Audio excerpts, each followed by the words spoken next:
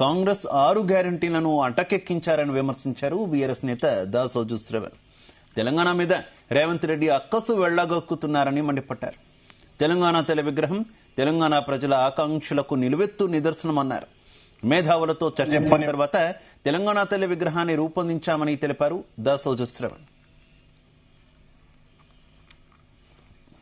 ఇచ్చినటువంటి వాగ్దానాలన్నీ కూడా తూచ తప్పకుండా అమలు చేస్తాడు.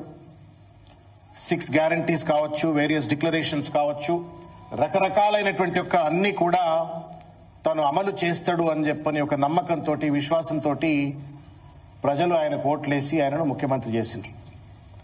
ముఖ్యమంత్రి అయినటువంటి రెండో రోజు నుండి తెలంగాణ మీద తీవ్రమైనటువంటి దాడి చేస్తూ ఉన్నాడు. తెలంగాణ ఉద్యమం మీద కావచ్చు, తెలంగాణ అస్తిత్వం మీద కావచ్చు, తెలంగాణ బాగుంటే చూడలేనటువంటి రీతిలో కళ్లల్లో నిప్పులు పోసుకుంటూ తెలంగాణ అంతా ఆర్థికంగా అతలాకుతలమైందని, అసలు కరెంట్ అంతా కూడా ఏదో ఆగమాగం అయిపోయిందని, కాళేశ్వరం ఆగమైపోయిందని, ఇట్లా మొత్తానికి ఒక నెగటివ్ మైండ్ సెట్ తోటి తనకు ఏ రకమైనటువంటి కోపం పెట్టుకున్నాడో, ఏ రకమైన అక్కసు పెట్టుకున్నాడో తెలంగాణ మీద తెలియదు. అటు కేసీఆర్ గారి పైన, కేసీఆర్ గారి కుటుంబ సభ్యుల పైన, తెలంగాణ పైన ఇవాళ తన అక్కసంతా వెలుగక్కుతూ ఇవాళ చిల్లర మల్లర ప్రయత్నాలు చేస్తా ఉన్నాడు. ఆ చిల్లర మల్లర ప్రయత్నాలలో కొనసాగింపే ఇవాళ ఇది సిద్ధమవుతున్న తెలంగాణ తల్లి విగ్రహం అని చెప్పని ఇవాళ పేపర్లో చూసినటువంటి విషయం. ఇచ్చినటువంటి వాగ్దానాలన్నీ కూడా తూచ తప్పకుండా అమలు చేస్తాడు. 6 గ్యారెంటీ